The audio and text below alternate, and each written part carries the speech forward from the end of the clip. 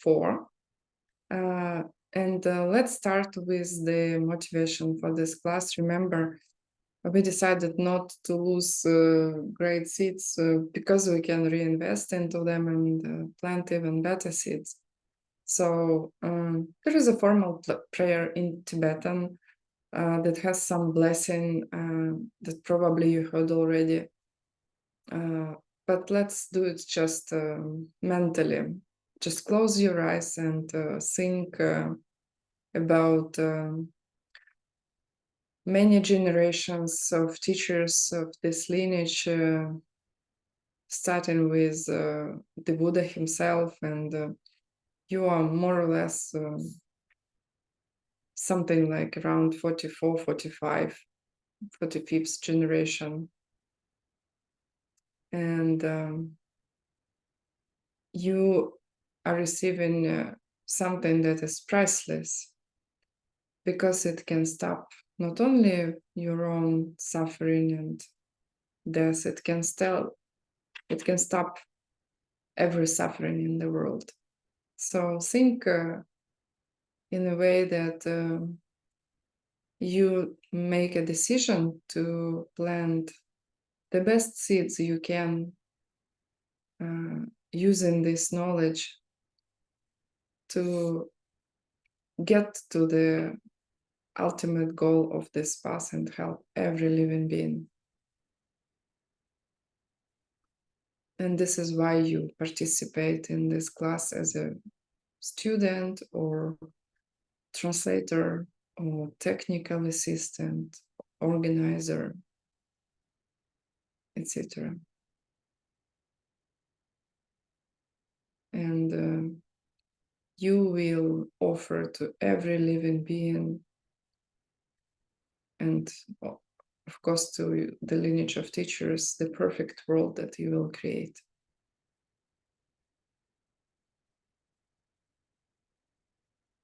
And then the second thought that is important not to lose these great seeds is, bless you. Sorry, Bill is still sick. The second important thought is that the only thing that works is seeds and emptiness. And you will use this knowledge of seeds and emptiness to transform this world. And you will be doing it until you will be done.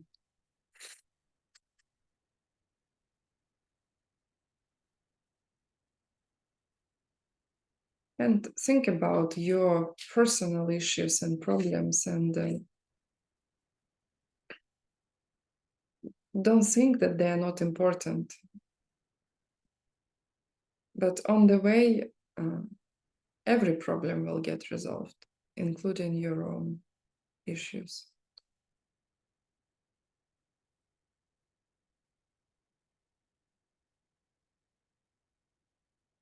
Go back to breathing, open your eyes. Great to see you. I'm looking to the names in the chat, so many names that I know. It's an honor for us to teach these classes. Big honor. I remember, so tonight or today's or this afternoon's, wherever you are, the class now, it's mostly about bodhicitta. And I remember the first time I ever really heard it. I may have encountered it, but the first time I really heard the definition, it was August of 1999. And it came out of the Bodhisattva's Guide to the Way of Life. And the phrase was, as long as time remains, as long as space remains, so then too I shall remain, until every living being has been freed from suffering.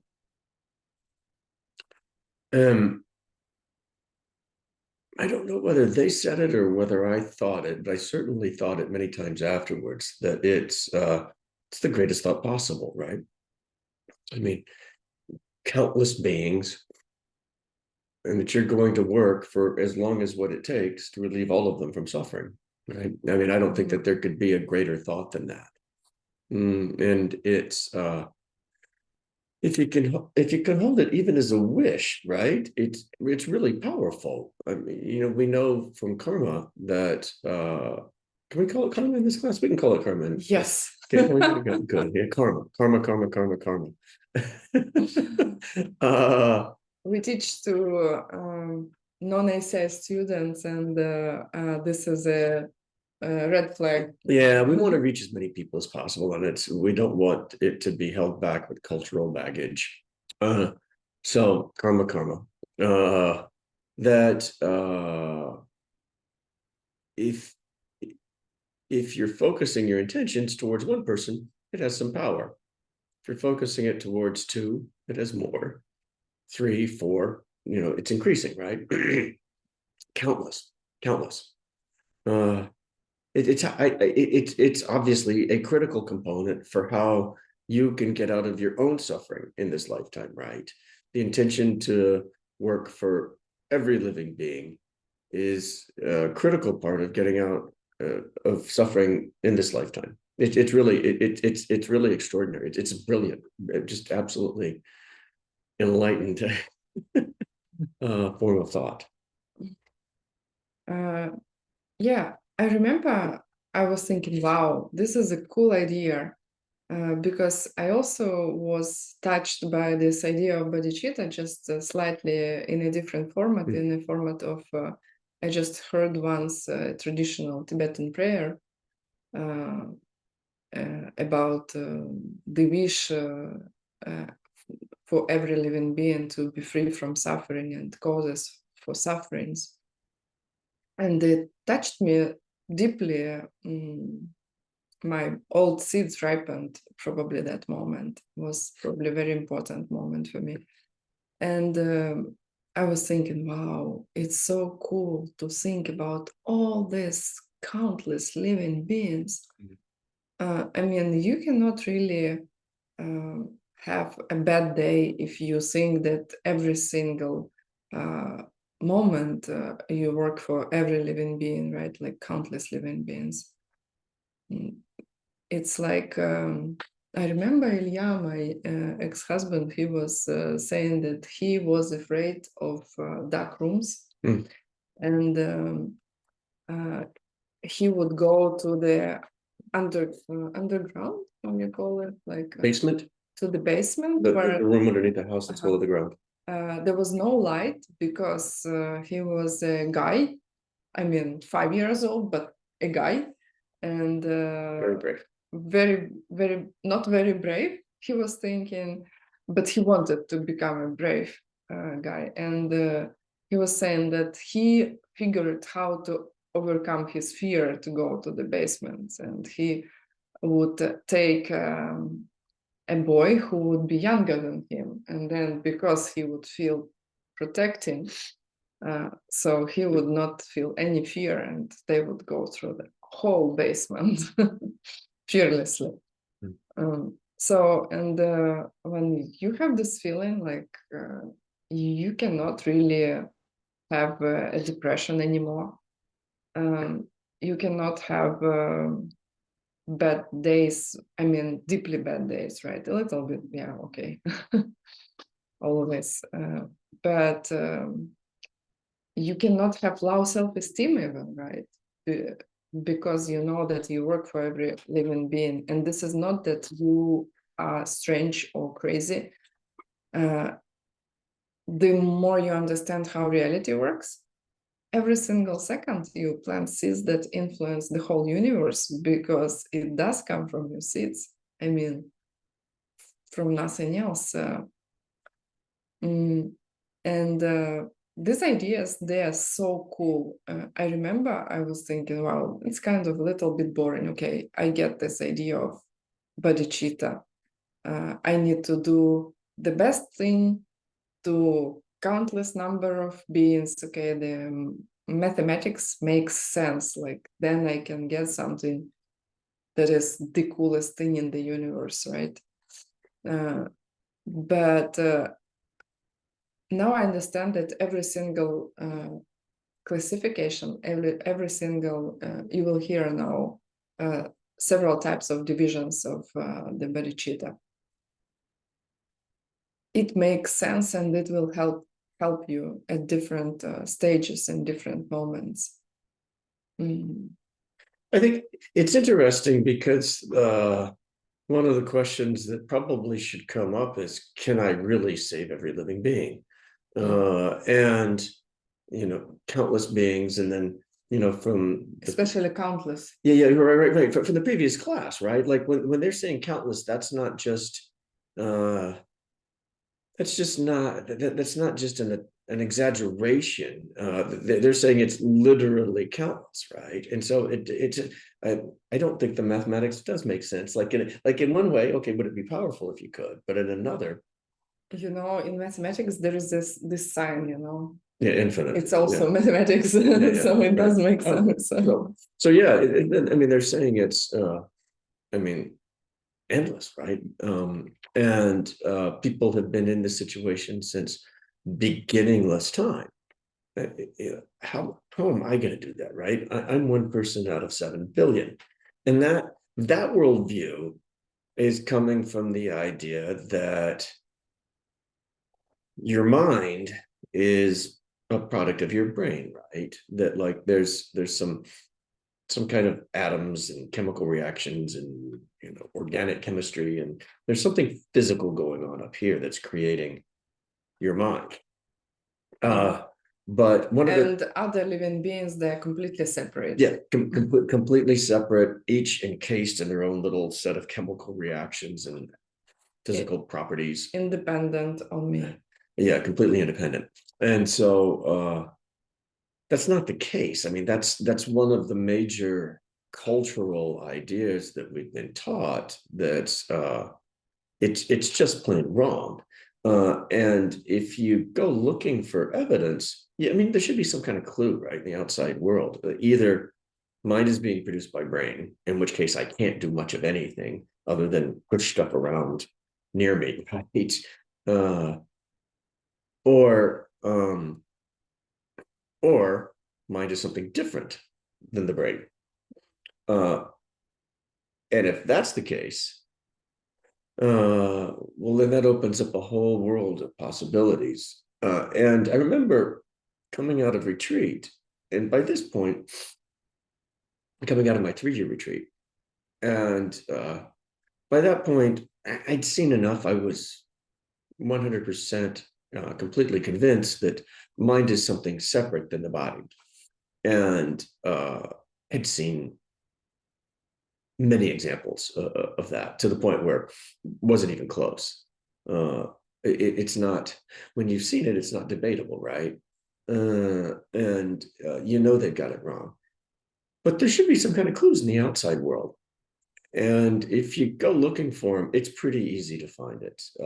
There's quite a bit of academic documentation of things that don't make sense if the mind is the product of the brain, is part of the body, right? If consciousness is an accident of the fact of the body, right?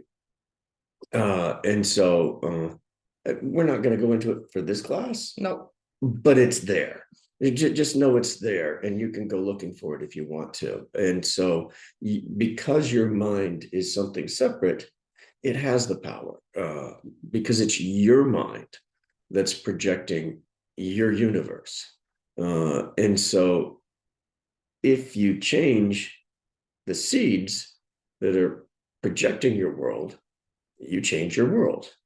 And so that's why it's capable to, that's why it's possible for you to save every living being. And I want to add something that I think is important. We have this book produced by professors from University of Virginia, Irreducible Mind? Irreducible Mind. And because I come from scientific world, right? I defended my PhD thesis when I was 27 in pediatrics. So I know how much I mean, you should be really strong in scientific society to hold the view that is that does not in agreement with the acceptable views for your time, you know. So I really appreciate people from this university who took courage, and they just fearlessly put down all the facts that contradict to the idea that memory is stored in the brain, that brain produces our mind, etc., that are completely wrong. Yeah. It's not even close. It's going to be one of those ideas, you know, the idea that your brain is producing your consciousness. I think we're already seeing people questioning it in early stages, but at some point in the not too distant future, it's going to be considered to be self-evident that the mind is not the product of the brain, that the mind is its own separate thing. So anyway, so that's why you were a lot more powerful than what 20th century science would have you believe, and that's not woo-woo or religion, or it's nothing other than fact, and like scientific fact, actually. So okay, let's go to the slides.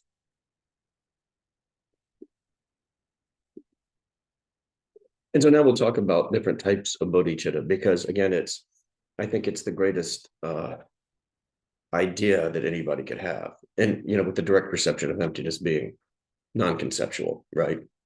So the other side of it, you can't have a thought, I'm seeing emptiness directly. So anyway.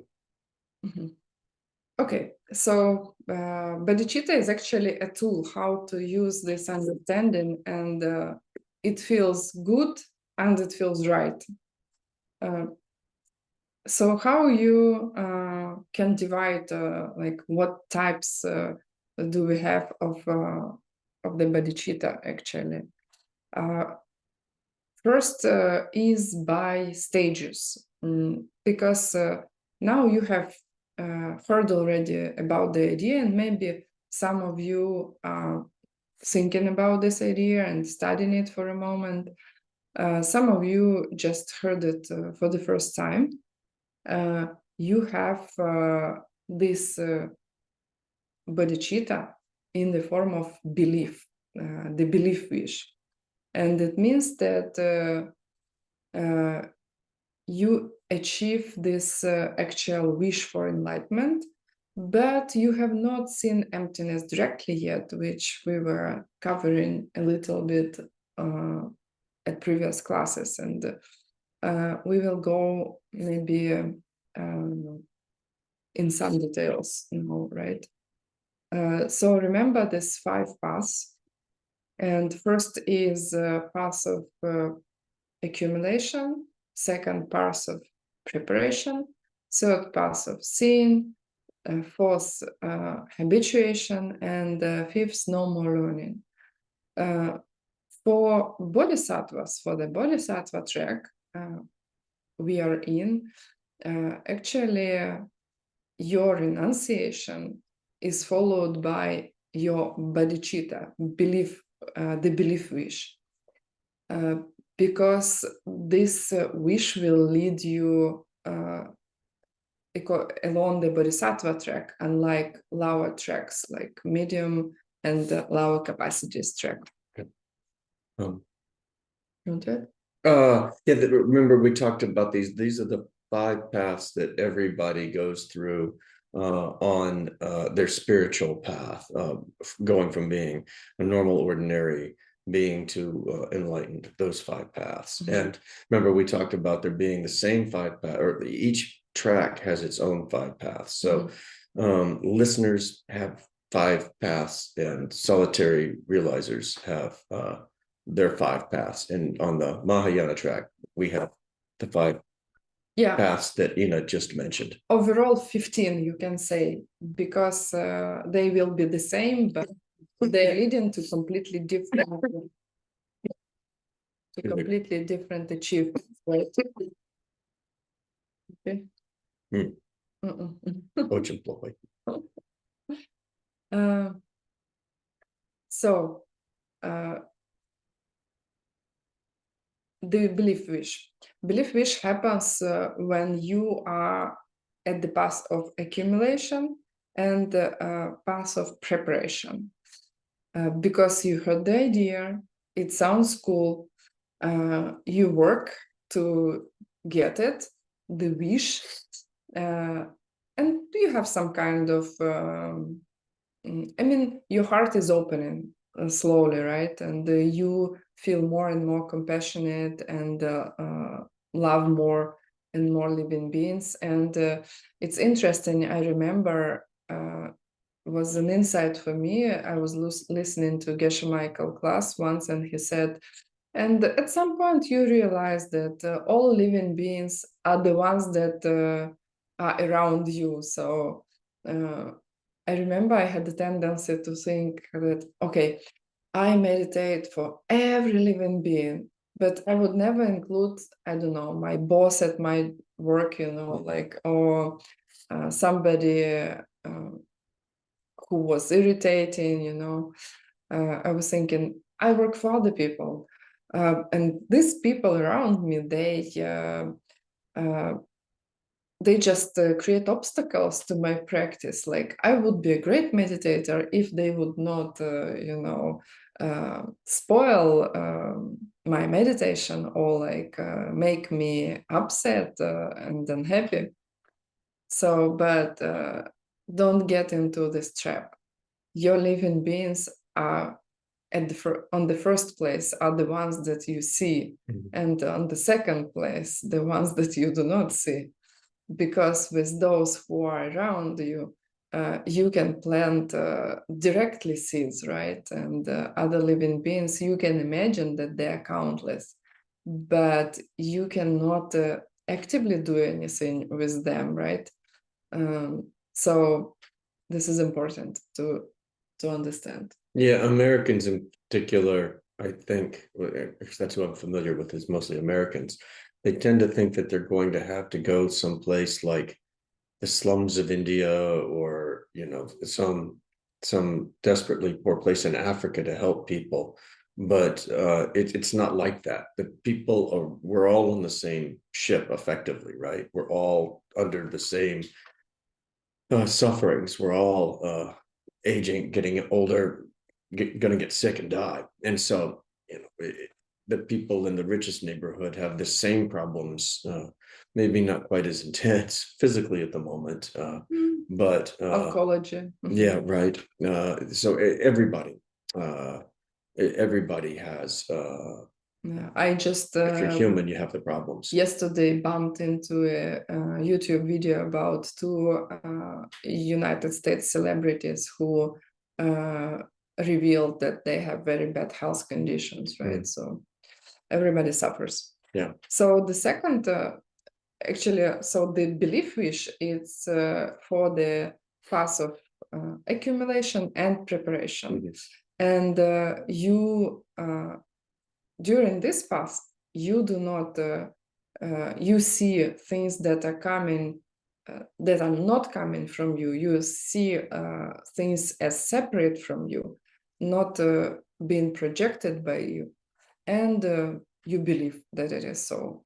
I mean, your teachers may tell you that it is not true. You may think intellectually this is not true, but actually what you see is so convincing that by default you think that things are separate from you, right? This is just our inborn tendency to think that way. Takes lots of effort to get rid of it. So second, personal responsibility, my favorite word.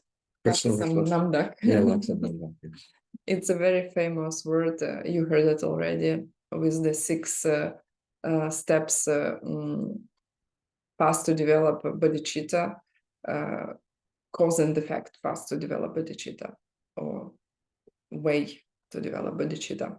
And actually what it corresponds, you develop the real bodhicitta because you see emptiness directly. So it happens at the path of, I forgot that we have slides. And so you actually achieve the wish for enlightenment, and you enter the famous bodhisattva levels. Was very sexy idea for me. Like, wow, if they have 10 levels, probably they know something. Yeah, right. That's difficult to elaborate. That's one of those fantasy novel type things, oh, they got to climb to the 10 levels of the bodhisattva. It's like, how did they come up with that? It's really cool, right? Yeah. So basically you see emptiness directly, and after you come out of this experience, you have this white light experience coming of your heart, and you see every single living being. You promise you will help them you have a personal meeting, mentorship with every single living being, and you say, I will help you, I will help you, I will help you, I'm on my way, I will help you.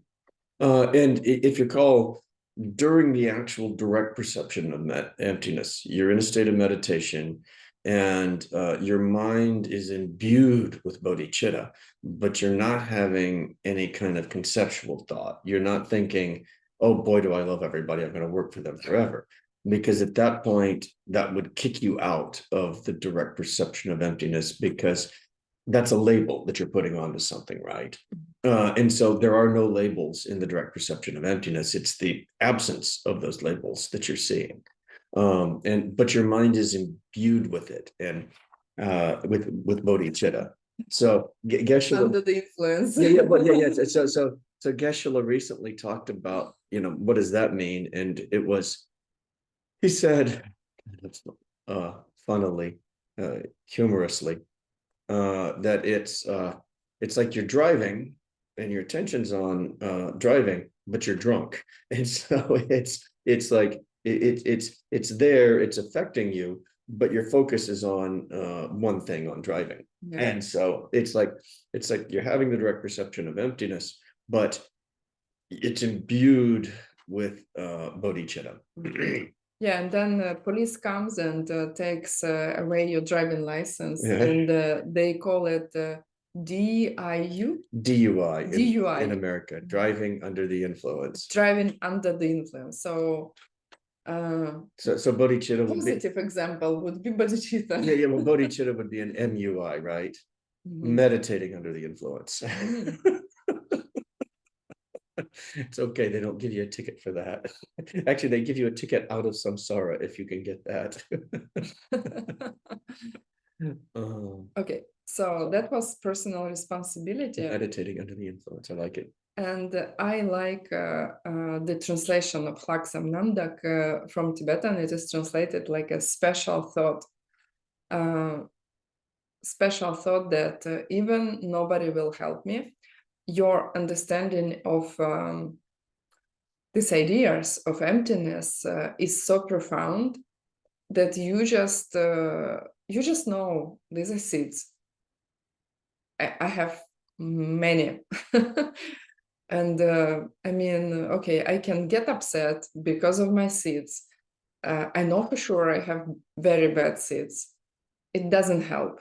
I better work on making people happy and getting my seeds better.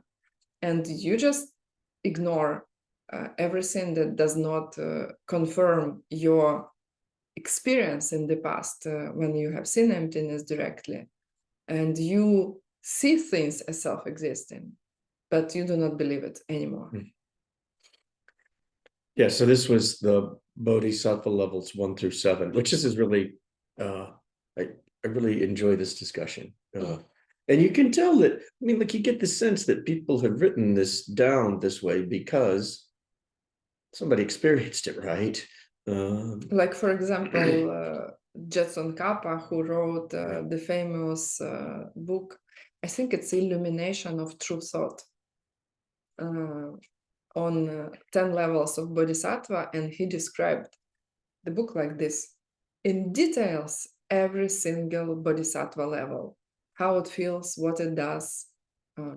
And that's one of the reasons why I've suggested that everybody, if you can, if you're interested, that you listen to Geshe Michael's version of this class. We'll give you the information. There's a weight to it when Geshe Michael talks. There's an importance. There's an authenticity. And also details show up. He's the master. It's... I mean, frankly, I just enjoy watching him teach, listening to him teach. And sometimes when you hear different presentations, you'll get something else out of it.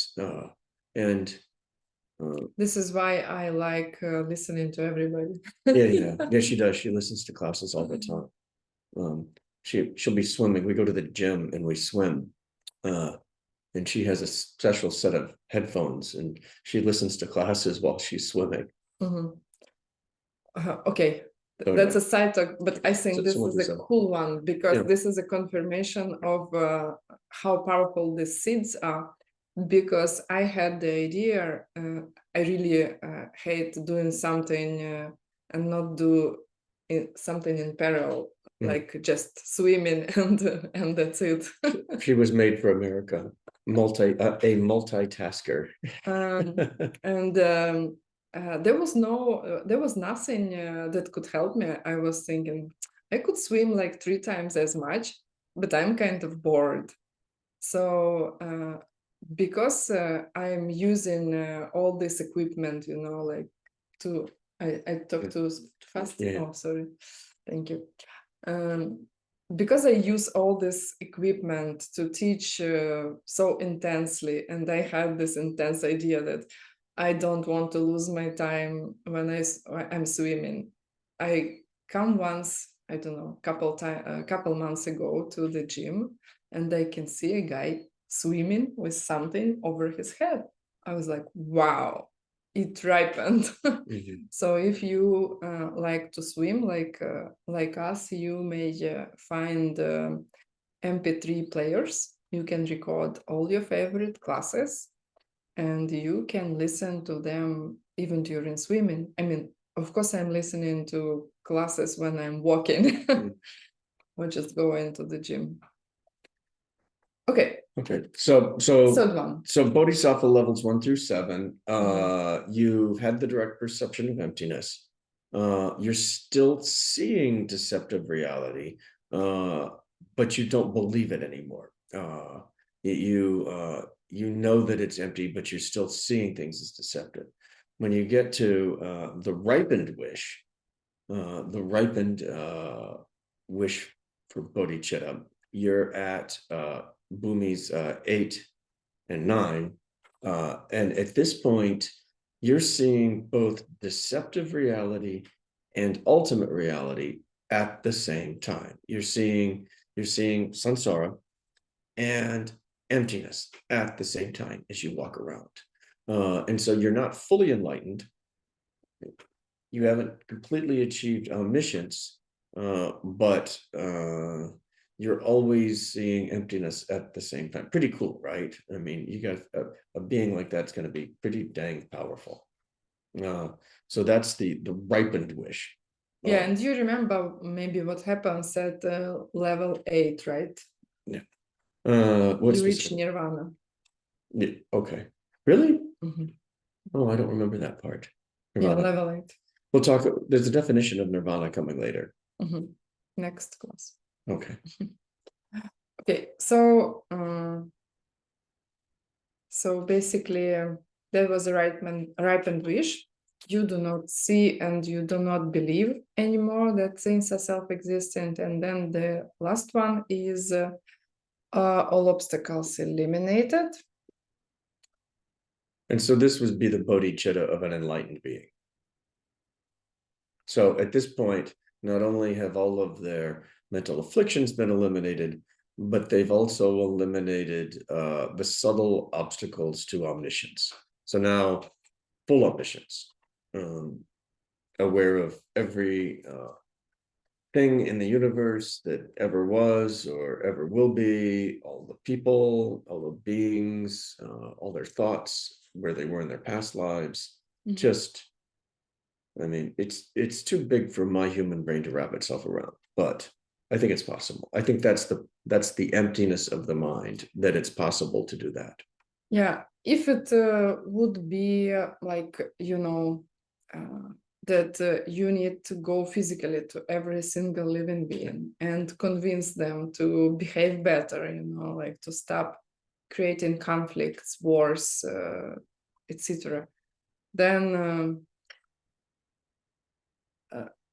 we cannot really do it, right? It's impossible. I mean, I try to run the company to spread this knowledge, and sometimes I forget how the reality works, and I think, oh my God, I cannot make it. I cannot make it. And you really cannot make it if it doesn't come from you. But if it does, then you plant, you plant.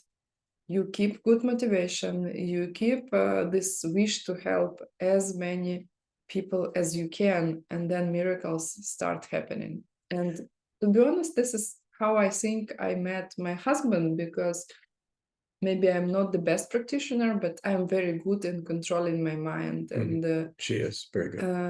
And I was intentionally keeping my mind on the highest motivation I could for several years, and I was planting seeds, and to be honest, the result of me planting my partner seeds exceeded all my expectations. And I was not I didn't think it is possible. I mean, I was thinking I will meet maybe a partner. I didn't want a partner. I wanted The partner. the partner. Yeah, me too. Yeah, Tosha. Okay, let's go to the next definition or types, division. And just quickly on the previous subject, of countless beings, time is empty also, right? And so we're experiencing it moment by moment on a human scale. It doesn't have to be like that. That's our own limitation of our current karma. Time can be experienced differently. And when Geshe has said that when you have bodhicitta, that experience of bodhicitta after the direct perception of emptiness happens about an hour after the first time that you've had the direct perception of emptiness, and you see countless living beings, know them perfectly in 5 minutes. Yeah, within 1 hour. Like when you leave, he says there is a feeling of descending, and then it starts. About an hour after you've had the direct perception of emptiness, and the whole process of seeing countless living beings takes 5 minutes. And you can think there's an infinite number of parts inside, of any moment of time, and so you can keep dividing that infinitely, and so it all fits inside of 5 minutes, which is pretty credible, right? Okay. Next one. Let's it's a cool subject. We can spend one day discussing it. I love this stuff. It's also a proof of emptiness, but we'll talk about that more in later classes. Okay. Yeah, we will have the whole ACI 4. It's fun. It's to discuss so much fun. These cool things. Okay, so another division. There are 3 types. Okay, maybe 4. The 4th will be a bonus for you, because Geshe Michael, I don't believe he talks about it in the class, but he talks time to time about this 4th type, definitely. So the first one, you want to do this, or you need to do? Sure, yeah. There's 3 different types of ways that you could have the wish for enlightenment, and then the wish for enlightenment, right? And so there's 3 different. I remember discussing this in college, and they didn't know what the right answer was. There was a bit of a debate, Yeah, because when they present it, they don't say this is the right one. Yeah, well, Geshe is now going to tell you which one of these three is right. And so there's three different types. You can go as a king, you can go as a shepherd, or you can go as a boatman or a ferryman. And so do you want to talk about three, or do you want me to talk about it? So I'll do the first one. So the king, and Geshe is going to say that this is the only one that's correct. And as a king, you're going to achieve enlightenment first, and then everybody else can come later after you. And then, the debate is that, well, is that really nice? Like, why would I go first? Not very bodhisattva. Yeah, not very bodhisattva. Like I'm me first, right? Not bodhisattva. But that's not in this case. Yeah, but that's the wrong idea, right? Because as an enlightened being, you have the ability to emanate out countless beings to help everybody else, and you know perfectly what they need, and so you're much more able to take care of people as an enlightened being than you are as an ordinary being. So there's no sense in delaying your enlightenment in order to help people. That doesn't make sense. And then one of the classic examples of this is like, so then, imagine that you were like in the Arctic somewhere, right? And you and your family were there, and you were starving. And then you discovered, so you've got your kids and your wife, and everybody's weak. And so you discover a source of food. And then the question is, you can either distribute that food around to everybody equally, in which case you'll live for a little bit longer and then die. Or you could take the food yourself and go get help and come back and rescue everybody because you've gone and gotten help. And so in that case, it's going to seem selfish that you're going to eat all the food, but by eating all the food, you actually save everybody. And so this is tricky because we don't have a problem being selfish. So it's easy to talk yourself into thinking that, I should get this first. But they're saying that is that's this is how it happens. That's how it actually happens, and that it's okay because that's the way you're going to benefit other living beings the most. Yeah, and in Tibetan, they also there is an equivalent of this kin-like wish. They say, eat the meat.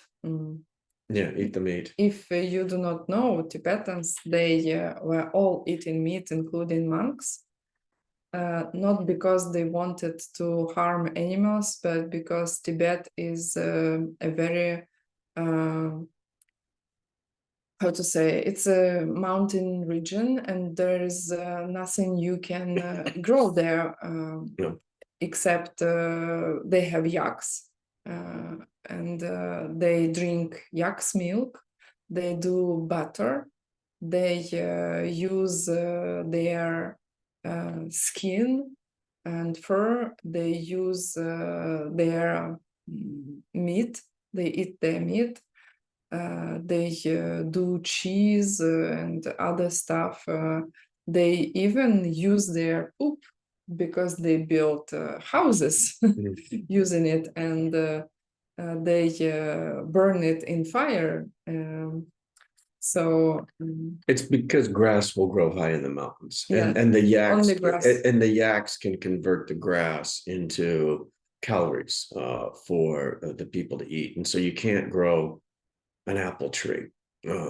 Or you can't grow tomatoes. Vegetable farming and isn't going to work very well. So they could grow some barley. They could grow some grains and grass, and so that's how they had to eat meat in order to survive. Yeah, it just wasn't possible to get the calories they needed from the land any other way.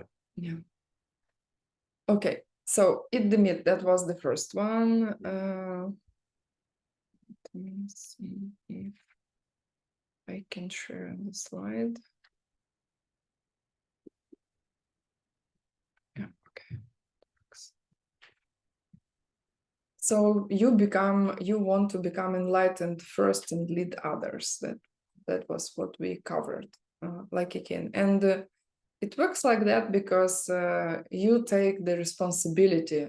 I get enlightened as soon as I can, because then I can help everybody else instantly, the moment I reach enlightenment. Okay, the shepherd-like wish. The following idea, the next two ideas, they are very cool because I mean, there is something touching, right, in the idea. Like it's a way of bodhisattva thinking, but actually it does not work like that. So it's like myth. So, and this is you think that you will let people go first, they reach enlightenment before, and then you come after. So it is coming out of wish to serve other people, but actually there was a pretty cool story. You will hear it in ACI 14, which is Lojong.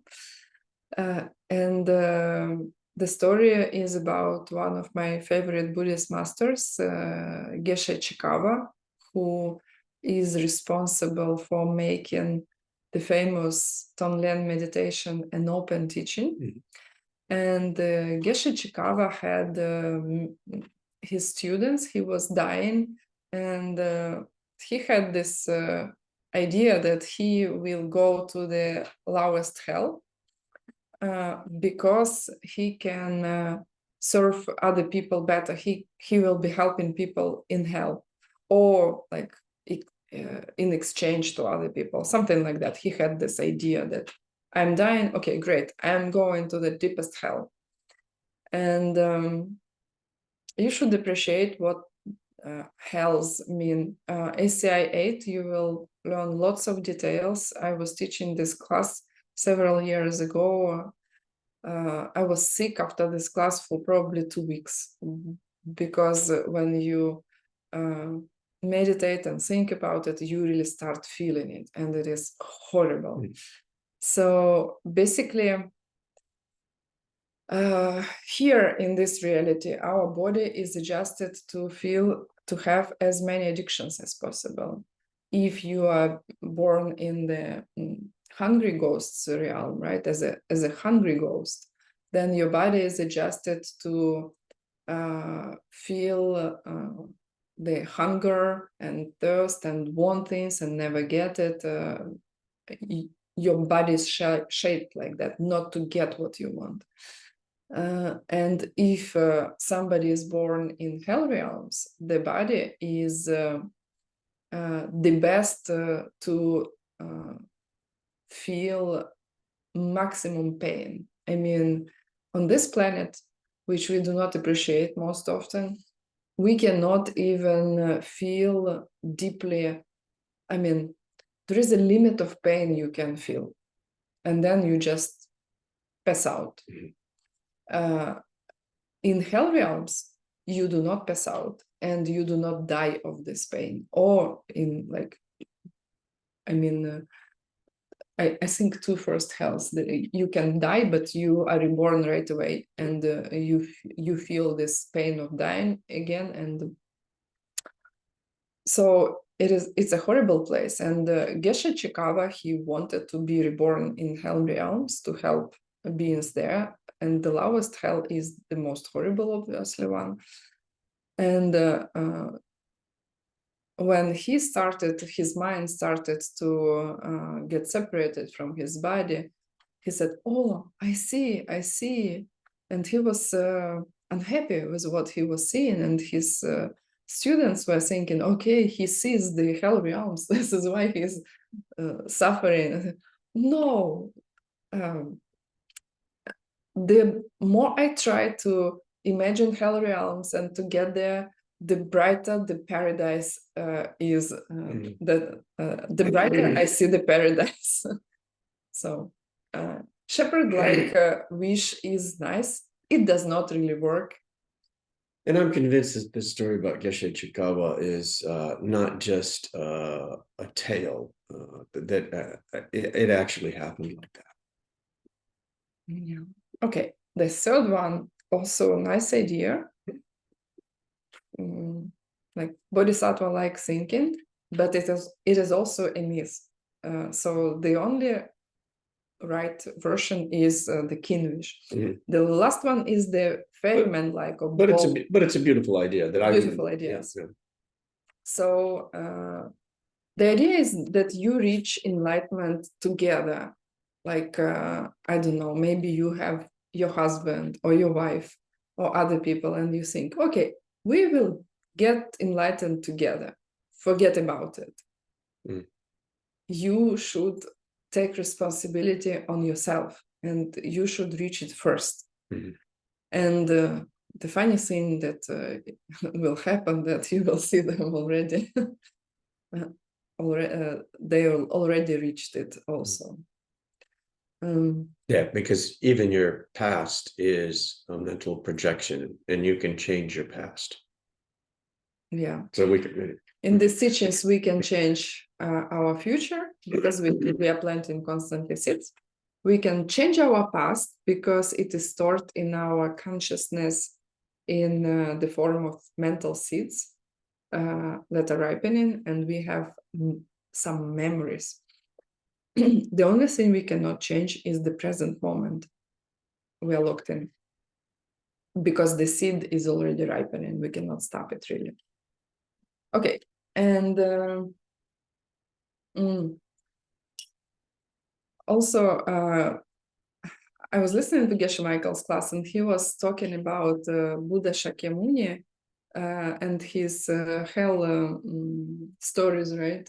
Because Buddha Shakyamuni, he reached his bodhicitta being in the hell realm. And the story was that they were pushing a cart, and he was a bull in this lifetime. He was in hell, and he was a bull, and he was attached to a cart. Yeah, he was a bull. Okay, maybe. Yeah, well, that's why he was pulling the cart, because he was a bull and they were whipping him. Yeah, okay. Of course, in hell realms, you don't have like humans, right? You have different shapes and forms of living beings. So he was pulling the cart together with another being, and the hell guards, they started to whip the other guy, and he said, "Don't whip him, whip me."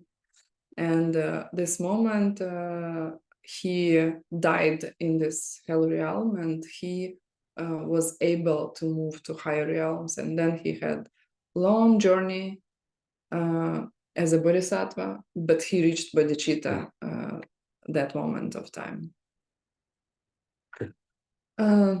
I also was thinking, talking about hell realms, because I had this difficulty to imagine all living beings that are countless, or my past lifetimes that are endless, like also countless, right? We say from beginningless time. It means there was never the first lifetime. It makes sense, right? Because if you say there was the first one, okay, do you mean that there was no cause for this first life? Like just something came from nothing? Cannot happen, right? Nothing comes from nothing. So it is difficult for us as humans to wrap our mind around this idea. And can I tell a story to help it? How are we doing on time? Doing good. Okay, you could tell a story. Okay. Yeah, we actually, I think we are doing pretty good. So just imagine somebody being a bodhisattva who was doing Tonglen all his lifetime, used to do Tonglens to anything bad that he or she sees, like any handicapped person, any person that is upset or angry or violent or planting bad seeds, right? Or having ripening bad seeds. And imagine something happened during his death process, which is extremely sensitive. And he or she died with some negative emotion that ripened the old bad seeds, and this bodhisattva goes to hell. Actually, he doesn't go, or she doesn't go, but just the death process ends, all 8 stages of death ends, then there is a short period when nothing happens, or something happens but very subtle, and then the seeds start ripening again, right? And the first moment this bodhisattva understands, okay, I am producing the hell realm, I'm producing this realm, and I'm producing my own body in this hell realm that is perfectly suitable to feel maximum pain in the universe. And the first moment, he or she still remembers that this is the world this is just created. But the second moment, because of his body, he feels extraordinary pain, extreme pain. And this pain does something to this bodhisattva memory.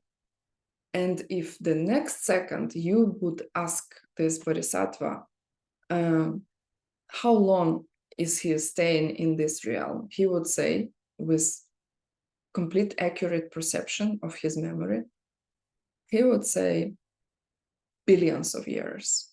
And if you would ask, is there any chance to get out of this this world? He will say, nobody can do it.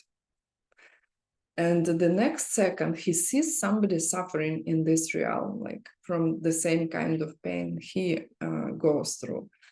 And out of this old good seeds and this habit of making this instant content, he just makes this wish, oh, I don't want this person to suffer. I want to take his suffering from him. And the next moment, because of this bodhisattva idea, he disappears from this hell realm, right? The hell realm stops its existence. He was there for only one moment, and within this moment, he was sure that he was there for billions of years, and there is no way to leave this realm. I don't know. When I heard the story, it really helped me with these ideas of countless lifetimes and countless beings. But maybe you should think about it for a while. And the way you're going to reach enlightenment in one lifetime is to do your 18 ACI courses and then go on to the 18 advanced courses, the Vajrayana courses. They say it takes 3 great eons on the bodhisattva path to get enlightened if you're just going to try and work on cleaning up your mind personally. But if you go to the Vajrayana path, they say you can do it in one lifetime. So there's hope. It's not don't leave classes. Do your homeworks. Yeah, you will have your wisdom groups to discuss all the homeworks if you feel bored to do it on your own. Not. Oh, okay. One more important thing. I promised you the 4th kind. Geshe Michael sometimes says that, but I sometimes feel like a cowboy, like I'm surrounded by people, and I don't really know where to go. But the cows in the prairie, they are knowledgeable. They know where their farm is, and they may know better than the cowboy. So he says, maybe everything is enlightened, all these cows, and maybe I'm the last one. And this is the 4th kind of cowboy-like wish by Geshe Michael Roach. Yeah, that's kind of funny because he's he says in the audience of 89 people, maybe there is only one non-enlightened being, and maybe the one who is teaching. Yeah. Okay. So next types. So that was question 2. So we've done 2 questions in an hour. I guess 1 more hour to finish up actually an hour and There is one left. No, there's two. There's two questions left. It's one. Just Oh, okay. second Yeah, time. you're absolutely right. Okay.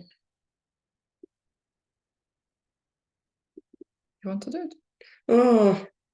Here, I'll read the I question. was talking a lot recently. Question number 3. Describe the 2 types of the wish for enlightenment. Okay. The 2 types of the wish for enlightenment. Yeah, just there is another classification. There is another type of how to divide the wish for enlightenment. Here, and actually, there are 2 of them.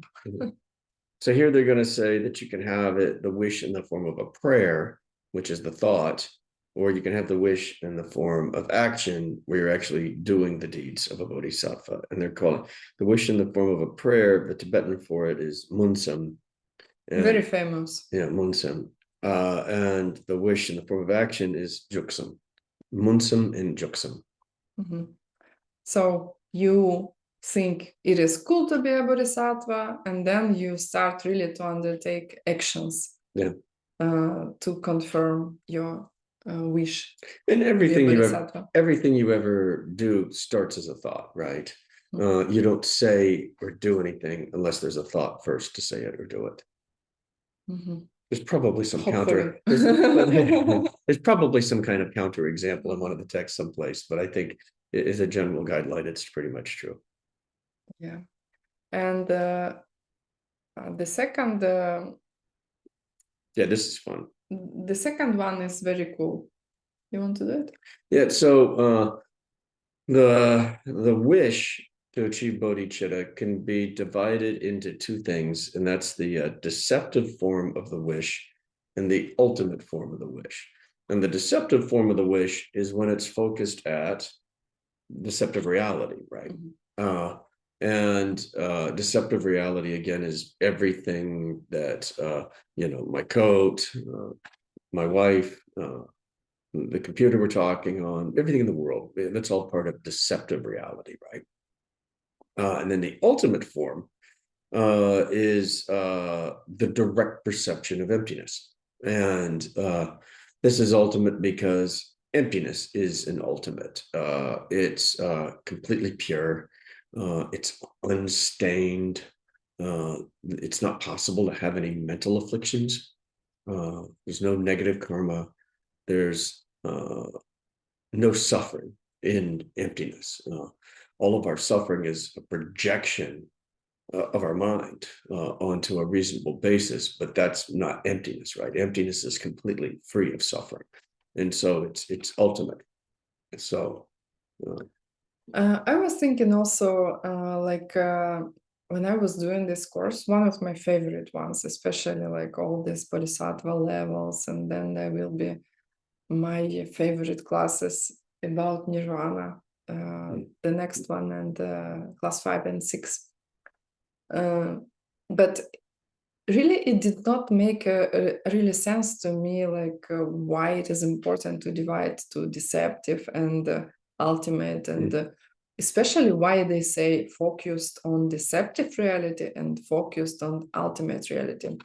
You see, actually, you can use this division in a very powerful way, even you didn't see emptiness directly yet.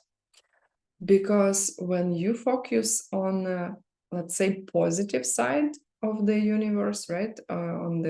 Even if you just focus on seeds, it is powerful. Like you are already higher than most of people in the universe, like who do not think that things come from them, right? You can focus on deceptive reality, even you can know that things come from you. But when you know together with this that things do not come from anything else, like then it makes your actions as a bodhisattva much more powerful. I mean, not only I know that I'm planting good seeds, but I also know that nothing else can help. Like everything I can get is out of my seeds. So this emptiness part is like a very powerful engine. It's like a rocket comparing to a bicycle. I don't know. Bicycle can get you somewhere, cannot get you on the moon.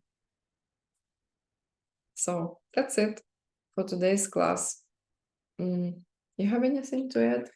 When's so that was class 4. When are we doing class 5? Basically, we do it in 1 hour, so Okay. 1 hour break. Hour break. Thank you very much, translators and a technical team. 1 hour or 2 hours?